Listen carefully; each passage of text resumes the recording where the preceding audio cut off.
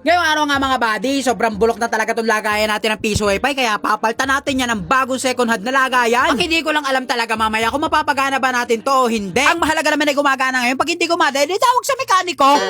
Kasi ang mahirap lang naman talaga dito, ito mga cable niya na talaga namang napakasela na kapag nadali mo, bigla na lang mawawala ang signal. Pero sa tingin ko kaya naman natin tong gawin kasi tanda ko naman yung mga cable niya. Itabi muna natin tong piso wifi natin at mamaya natin babalikan yan. At sunod ko naman natin tanggal ito mga accessories niya. Pero dito nga tayo nagka-problema sa baba kasi ito ang mga saksakan niya talaga namang kinalawang kasi nadadaanan ng tubig. Lalo na kapag malakas ang ulan, talaga naman sumisip-sip sa kahoy.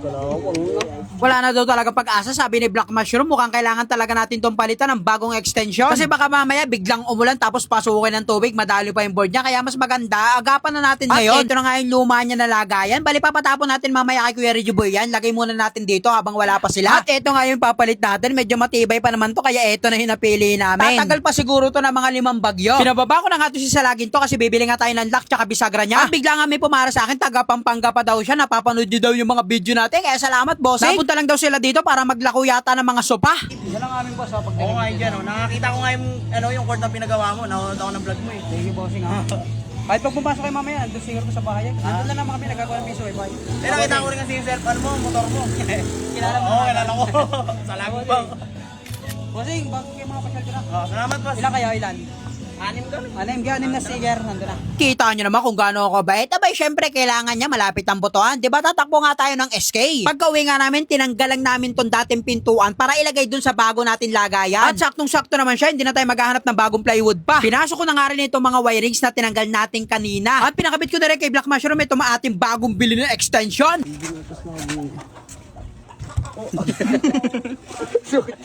Uulan na naman ah.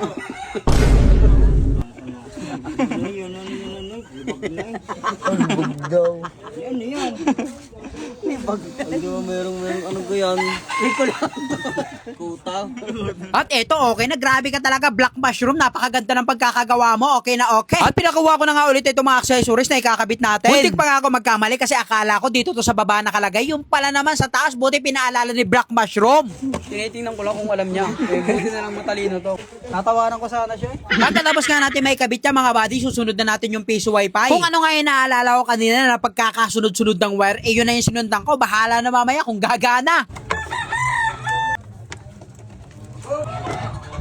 At pagsaksak ko ng piso wifi, yon buti na lang umilaw siya. Pero nung tinesting nga namin ng piso wifi nako, hindi gumana. Ang lumalabas nga lang connecting at hindi siya nagtutuloy sa internet. Sinubukan ko pang ang ipatay buhay, tinitingnan ko kung gagana, kaso ayaw talaga. Ayaw gumana. Titingnan natin. Baka may hindi. Yun, okay na. Gumana bigla. Yan o.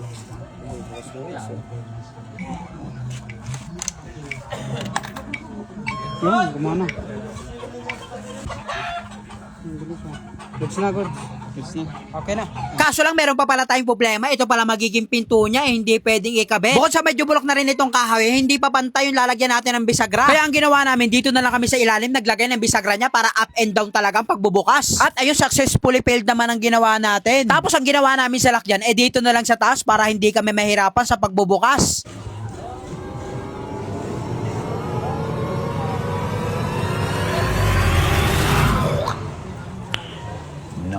At syempre, itong baba, hindi natin pwedeng hindi lagyan to kasi may kuryente to. Baka mapagtripan ng mga bata dito sa amin. Sigurado, matik yan. Diretso kay San Pedro. Kaya bumalik na naman kami sa store para bumili nitong lock tsaka bisagra kasi nakalimutan ko. Akala ko kasi isa lang ang gagawin natin na pinto.